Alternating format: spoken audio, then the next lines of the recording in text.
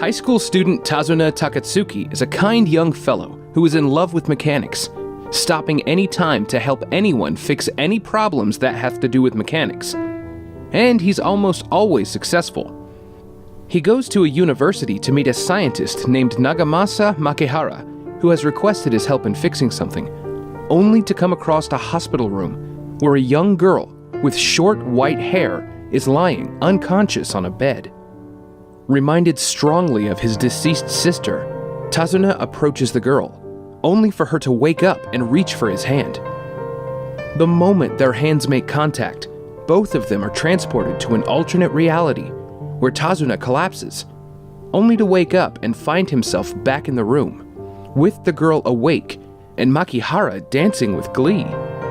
Makihara barely explains the details clearly, only bluntly stating that Tazuna cannot let go of the girl, Koyori Akutagawa's hand, or else she will die. When Tazuna looks up, however, Makihara is gone, and the duo are attacked by metal chains snaking through the walls. The two escape, only to be confronted by a rebellious-looking man that controls the chains, along with a young woman treated like a puppy dog. The man roughly introduces himself as Break, and the girl, Bind, but makes one point clear. He has come to kill them. Tazuna and Koyori run, but the chains are everywhere. It seems the two are doomed when metallic gears materialize suddenly, forming a protective barrier around Koyori and Tazuna before taking the form of a sword. Together, Tazuna and Koyori stab Break as Bind reaches her limit and wins the battle. Makihara finally settles down sufficiently to explain that Koyori and Tazuna are now a group of handshakers, people that combine abilities to challenge God through holding hands, thus the name Handshakers. This act also enables them to stay in the twisted reality of Ziggurat, where other handshakers battle with one another, and is also the very core of their Nimrod, or power. Makihara is researching the various reasons of Handshakers' existence, and originally planned to keep Koyori asleep before she found her partner, lest her life force be drained. However, now, with Tazuna, Koyori can live on, and Makihara takes both of them to Tazuna's house, lying that Koyori will be staying with them as she is on an exchange program in Tazuna's school. With the price of constantly holding hands, this results in embarrassing moments in the bathroom, and many rumors spreading around school that the duo are a couple. Meanwhile, 3 business partners bid goodbye after a meeting, one of them being a tiny young girl that is believed to be a middle school student who is an intern. But it turns out, she is the boss of a certain company known as Sentei Hotel, with the name of Chizuru Mitsudera, accompanied by her subordinate, a tall, lanky man named Hayate Azuma. Makihara gives Koyori a checkup and informs Tazuna that he can let go of her hand for a maximum of 15 minutes now, and can also eat real food. While out for lunch, Chizuru and Hayate spot Koyori and Tazuna working together in the kitchen to make the appliances more effective, and Hayate takes this chance to thank Tazuna for helping to fix his car previously.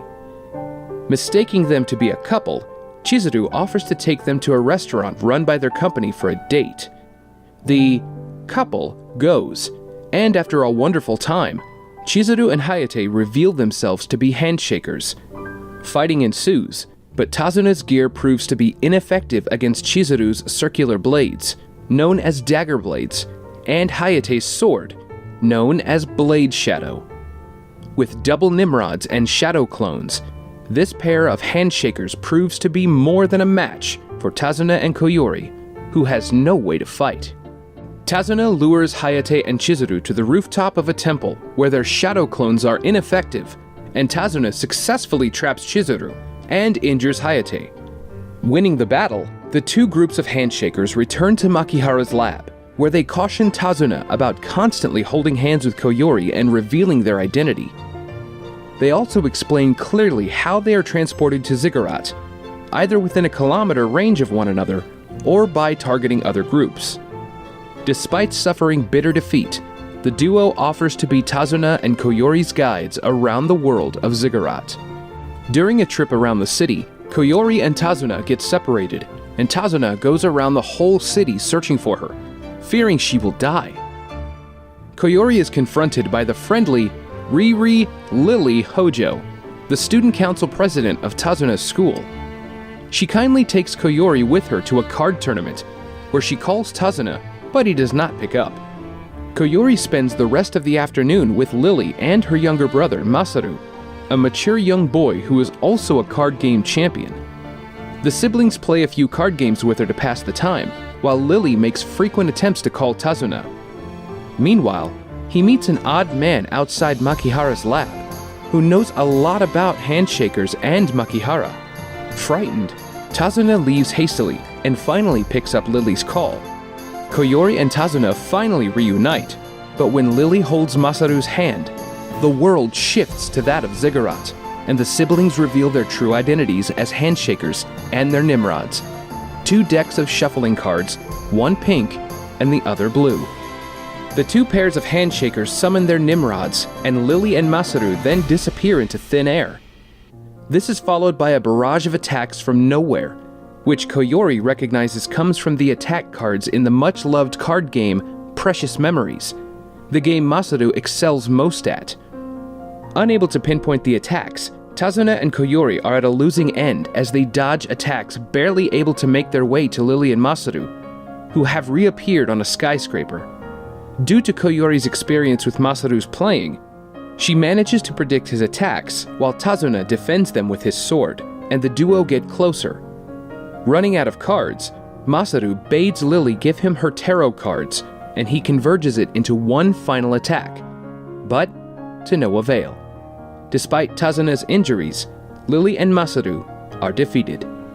Tazuna returns to Makihara's lab and questions him about his identity, to which Makihara reveals the truth, that he was once a handshaker. With much on his mind about it, Tazuna is further forced to help with the school's festival, where Tazuna's class is setting up a booth with free snacks. Asked to approach Lily, Tazuna apologizes for the incident, to which Lily bats it away and casually offers help, but turns out is unable to. Tazuna then asks Chizuru and Hayate for help, to which Chizuru makes Koyori wear a kimono to advertise their company. Problem solved with getting ingredients, Koyori then reveals her interest in cooking and offers to help out with the booth. After a busy 2 days of working, Koyori prepares a special meal for Tazuna. While shopping, Tazuna and Koyori get thrown into another handshaker battle. This time, they are up against Kodama Awaza, a popular idol famed for her singing and widely recognizable through her prominent pigtails and use of proverbs. Accompanying her as her partner is her portly manager, Hibiki Moriyama. As they begin to duel, Kodama gains the upper hand as her Nimrod begins to affect the world of Ziggurat directly, forcing Tazuna and Koyori to retreat as Kodama prepares to deal the final blow. In the process of escaping, Tazuna is gravely injured and brought back to Makihara's lab for recuperation and recovery. When he is finally discharged, Koyori reveals her worries of being a burden on him due to her absence of a Nimrod to Lily, while crying bitterly over Tazuna. Tazuna's condition worsens as soon as he gets a high fever. In his present condition, Makihara then forbids Tazuna from leaving the house to fight. However, Tazuna storms out at the protests of his parents and takes Koyori along. Drawing Kodama and Hibiki into the Ziggurat, they once again begin to duel. Within minutes, Tazuna is at his limit. Dealing the last blow, Kodama delivers a favorite quote of hers: "True strength comes from an unbreakable will." These words spark Koyori's wish to protect Tazuna as much as he had protected her, resulting in an unexpected transformation. Changing into a white-clad fairy, Koyori successfully earns her Nimrod as well as her power of speech. With both pairs of handshakers on even ground, Koyori uses her keen observation skills to predict Kodama's movements, just as she had done with Masaru's cards, and the two win, to Kodama's utmost despair. Koyori and Tazuna are hired by Chizuru at one of Cocktail Corn's premises. During work hours, Hayate reveals his true feelings about his boss to Tazuna and Koyori, causing Chizuru to misunderstand that he loves her. At their break, Koyori and Tazuna also come across Lily and Masaru, who enlists Tazuna's help in taking care of his older sister while volunteering to teach Tazuna how to play Precious Memories. While shopping, the two come across Kodama making a live concert on a makeshift stage. Approached by Hibiki, who formally reintroduces himself, he promises that there are no hard feelings between them. Satisfied after a great day, they bump into Makihara. After being thoroughly overjoyed at Koyori's newfound ability to speak, his joy is short-lived, as they are soon approached by the menacing man Tazuna had met previously on his quest to find Koyori. Emerging with him is another girl, with an uncanny resemblance to Koyori, holding his hand, as Makihara grows grim with understanding. The menacing man introduces himself as Daichi Nagaoka, an old associate and former handshake partner of Makihara. He also introduces the white-haired girl beside him as Mayumi Akutagawa, who is none other than Koyori's twin sister. Koyori's sinister past is revealed through a flashback concerning both Makihara and Nagaoka, as well as the Akutagawa professors. Like Makihara and Nagaoka, the Akutagawa professors are handshaker partners and scientists striving to discover the mystery behind handshakers' existence. To help in their research, they draw one another into the Ziggurat, the two parties being two pairs of handshakers, and there, Mrs. Akutagawa gives birth to two white-haired twin girls, Mayumi and Koyori. Being born in the Ziggurat, the twins are naturally gifted handshakers and become partners. While the Akutagawas are ecstatic with the success of their project, this soon proves to be a curse, as the twins, being children, are easy targets. This also results in them unable to lose or let go of each other's hands, lest they die. The Akutagawas, filled with regret, slowly but surely get infatuated with the possibility of meeting God and killing him to protect their daughters and end this battle. It is also at this time when Makihara and Nagaoka stop being handshakers as their relationship worsens and they lose their will to fight together. True to their word, the Akutagawa professors depart to kill God, but have never returned. Then, Koyori and Mayumi abruptly lose all their memories, powers of speech and movement, and fall into a coma. Wishing to fulfill the Akutagawa's dream, Nagaoka kidnaps Mayumi and puts her on drugs, turning her into his handshaker partner and leaving Koyori and Makihara for good. Returning to the present, Tazuna, Koyori, Mayumi, and Nagaoka are drawn into the Ziggurat as they prepare to do battle. Nagaoka reveals that he had planned their battle by sending the Hoju siblings and Kodama to fight them, trying to intimidate Tazuna and Koyori.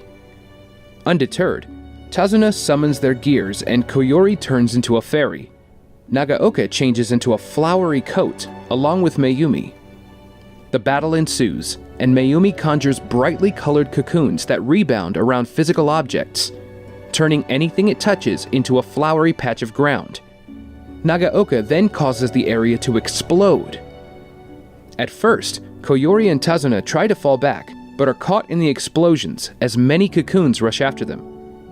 As they flee, Tazuna asks Koyori if she feels alright fighting her older sister, to which Koyori explains that she is able to connect to everyone she comes into contact with, which means she can also do the same with Mayumi. Emotionless like the old Koyori, Mayumi attacks everything in sight as they face off with Nagaoka. A formidable opponent, he can destroy their gears, and Tazuna and Koyori are at losing end. Tazuna then realizes that Mayumi cannot fight without destroying her Nimrod, and if she pushes herself too much, she will disappear and die. Nagaoka does not relent, and they use Mayumi's exhaustion as an opening to attack him repeatedly. Luring him up to a skyscraper unwisely, Mayumi places all her cocoons under it and sets off dozens of explosions. In a desperate attempt, Tazuna and Koyori link hands and fight as one, defeating Nagaoka. The battle is not over yet, as Mayumi persists, and is revealed to be able to speak, her first words being that she will protect Nagaoka, even if it means her disappearance. At that, Koyori connects with Mayumi, her former partner, and stops the disappearance. Returning to the real world, Nagaoka makes amends with Makihara. Mayumi explains her emotions occurred when she bonded with Nagaoka, and like Koyori, she can connect with the people she comes into contact with. Complimenting Tazuna, Nagaoka leaves with Mayumi, who wants to eat a parfait with him. Koyori and Tazuna are drawn into another handshaker battle, this time brimming with confidence. An odd blonde-haired man is also revealed to be their next opponent, but his partner is missing. Thanks for watching. If you enjoyed it, be sure to let us know by leaving a like. Subscribe for more stories and check out other stories right here. And check me out on Instagram, instagram.com/JakeJohnstonVA.